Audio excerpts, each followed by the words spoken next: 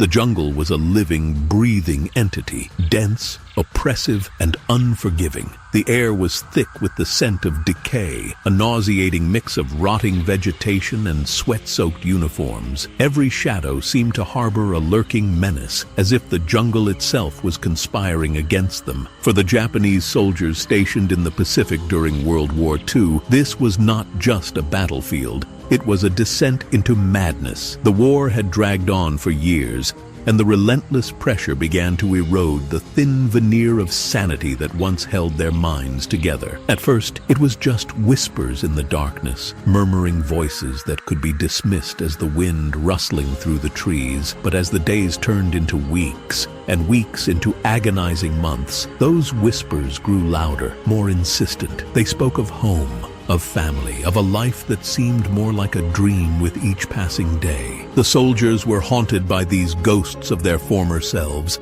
phantoms of a life now utterly unreachable. Picture this: a soldier alone in the dark, his comrades either dead or missing. The disciplined, regimented life of a soldier now shattered by the constant drone of enemy planes overhead, the rustle of leaves that might just be the wind or something far worse. In this environment, the mind begins to play tricks, turning the ordinary into the sinister, the mundane into the horrifying. Every sound, every shadow is a potential threat, and letting his guard down for even a moment could mean the end. But what happens when the fear, the isolation, the sheer brutality of war gnaws away at the human psyche? How does a mind cope when the line between reality and nightmare blurs, when the horrors of the outside world seep into the deepest corners of the mind? This is the story of men who, under the crushing weight of war, began to lose themselves, who slipped from reason into the dark, terrifying abyss of insanity, a descent that no training could prepare them for, a slide into darkness that was as inevitable as it was horrifying. Why did some soldiers endure while others crumbled? Was it the endless waves of death,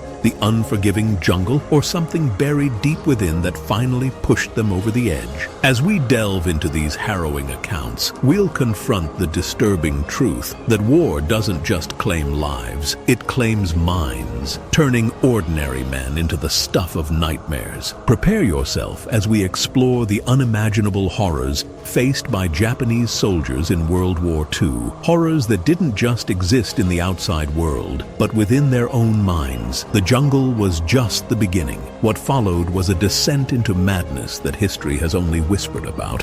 Until now. The Pacific theater of World War II was a place where nature itself seemed determined to break the spirit of those who fought there. The landscape was unforgiving, a hellish combination of dense jungles, sweltering heat, and torrential rains that turned the ground into a quagmire of mud and decay. Every step forward was a struggle against the elements, and the very air felt hostile, thick with humidity and the ever-present stench of rot. But it wasn't just the terrain that waged war on the soldiers. It was the unseen enemies that lurked within it. Disease ran rampant. Malaria, dysentery, and jungle rot were constant companions, slowly sapping the strength and will of those who fought. The jungle teemed with life, but it was a life that seemed alien, almost malicious in its intent. Insects swarmed in clouds, biting, stinging, and infecting. Leeches clung to exposed skin, and venomous snakes slithered unseen through the underbrush. For the Japanese soldiers,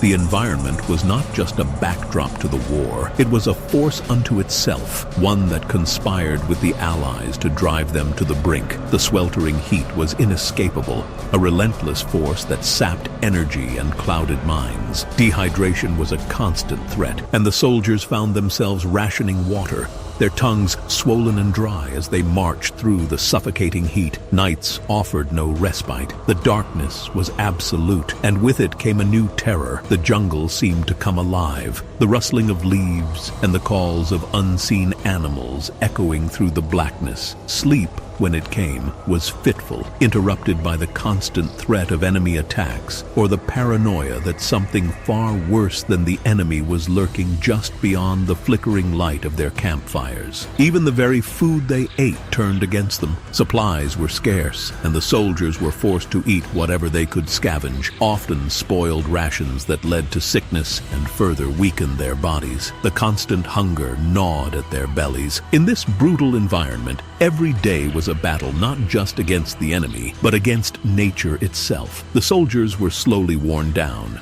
their bodies weakened, their minds frayed, until the distinction between man and beast began to blur. This was the Pacific, a place where survival was a victory in itself, and where the true enemy might not have been the Allies, but the very land they fought on. As the war raged on, the relentless environment was only the beginning of the trials that the Japanese soldiers faced. The true battle was waged within their minds, as the unyielding stress and the horrors of war began to take their toll. Sleep became a distant memory, replaced by a constant state of alertness that left nerves frayed and tempers short. The enemy was everywhere and nowhere, and the fear of death loomed large over every decision, every step forward. The Japanese military culture at the time prized discipline and honor above all else, and showing signs of weakness was seen as a disgrace. Yet, the human mind can only withstand so much. For these soldiers, the burden of maintaining their stoic facade in the face of unimaginable horror became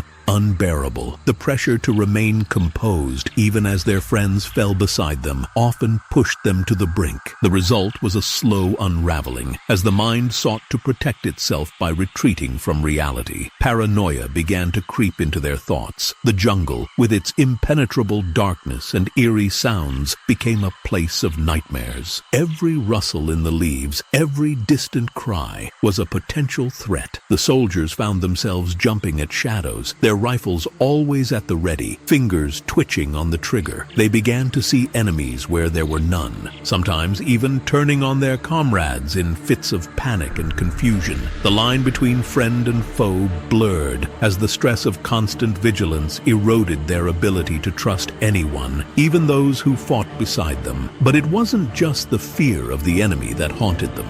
Guilt gnawed at their consciences. Guilt for surviving when others did not. Guilt for the atrocities they were ordered to commit. Guilt for the brutalities they witnessed and could do nothing to stop. This guilt festered, turning into a dark, corrosive force that ate away at their sense of self. Some tried to numb the pain with alcohol or by retreating into a silent, emotionless state. Others lashed out, their repressed emotions exploding in violent, unpredictable outbursts. The cultural expectation to suppress emotions meant that many soldiers internalized their trauma, pushing it deep within until it twisted their minds in ways they could neither understand nor control. Hallucinations were common. Visions of dead comrades, of home, of ghosts that haunted their every step. These were not just fleeting images. They were vivid, overwhelming experiences that left the soldiers questioning their own sanity. The psychological toll was immense, and the consequences were devastating. As their mental states deteriorated, so too did their effectiveness as soldiers. Orders were misinterpreted, discipline broke down, and cohesion within units disintegrated. The thin line separating sanity from madness began to blur for many Japanese soldiers as the unrelenting pressures of war mounted. The brutal environment, the constant threat of death, and the psychological strain had already eroded their mental fortitude. For some, the descent into madness was sudden and shocking. Soldiers who had once been disciplined and reliable began to exhibit strange and erratic behavior. They would speak to invisible companions, argue with unseen enemies, and break into fits of laughter or rage without warning. One particularly haunting case involved a soldier who, after months of relentless combat, began to believe that he was no longer human. He convinced himself that he had become one with the jungle, that the spirits of the forest had claimed him as their own. For others, the madness was a slower, more insidious process, a gradual unraveling of the mind as the horrors of war became too much to bear. The constant barrage of death and destruction, the sight of friends and enemies alike reduced to lifeless husks. gnawed at their sanity. Hallucinations became a common occurrence. Soldiers would see the faces of fallen comrades staring back at them from the shadows, their eyes empty and accusing. They would hear voices, sometimes comforting, sometimes condemning, whispering in their ears, urging them to do terrible things. The madness took many forms. Some soldiers turned to ritualistic behavior, believing that performing certain acts would protect them from harm or bring them victory in battle. They would carve symbols into the trees, arrange stones in intricate patterns, or engage in bizarre, repetitive actions that made sense only to their fractured minds. These rituals became a way to exert control over an uncontrollable situation, a desperate attempt to impose order on the chaos that surrounded them. Others descended into a more violent form of madness. Their suppressed rage, fear, and guilt found an outlet in brutal, senseless acts of violence, both against the enemy and against their own comrades. They would lash out without provocation, attacking those around them with a ferocity that seemed almost inhuman. The lines between friend and foe, right and wrong, had dissolved in the crucible of war, leaving behind only a raw, animalistic urge to survive, no matter the cost. This descent into madness was not just a personal tragedy for the soldiers who experienced it. It was a reflection of the war itself, a conflict that had pushed the human mind to its very limits. In the end, many of these men were lost, not to the bullets or the bombs, but to the darkness that had consumed their souls. They had become ghosts long before their bodies fell, wandering the jungles of the Pacific in a state of perpetual torment, their minds shattered beyond repair. When the guns finally fell silent and the smoke of war cleared, those who had survived the horrors of the Pacific returned home, physically at least, but many were shadows of their former selves, their minds scarred by the unspeakable experiences they had endured. For the Japanese soldiers who had descended into madness, the war did not end with the surrender of their nation.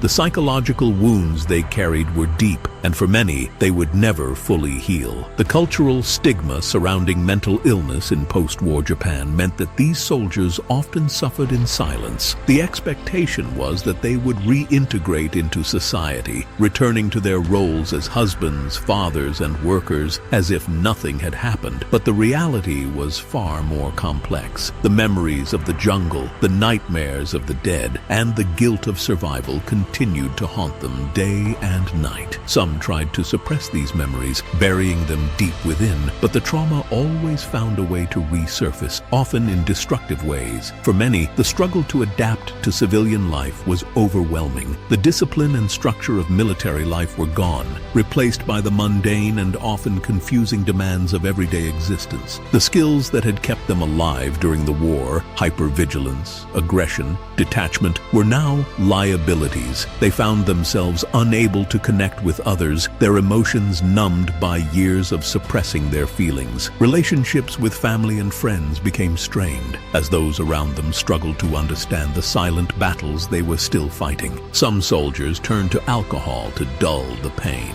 while others withdrew completely, isolating themselves from a world that no longer made sense. The lack of understanding and support only deepened their sense of alienation. The madness that had begun in the jungles of the Pacific continued to consume them, leading to high rates of depression, anxiety, and even suicide among veterans. Yet despite the suffering, these stories were rarely told. The horrors of the Pacific theater were largely forgotten in the broader narrative of World War II, overshadowed by the atomic bombings and the occupation of Japan. The experiences of these soldiers remained a dark, unspoken chapter in history, hidden away out of shame or fear. It was easier to remember the heroes who had fought and died than to confront the uncomfortable truth about those who had survived but were left broken by the experience. But their legacy lives on in the quiet echoes of their suffering, a reminder of the true cost of war. These men were not just soldiers. They were human beings, pushed to the very limits of their endurance by forces beyond their control. Their stories are a testament to the resilience of the human spirit, but also a warning about the fragility fragility of the mind in the face of unimaginable horror. As we remember the past, it is crucial to honor not just the victories, but also the sacrifices made by those who were forever changed by the war.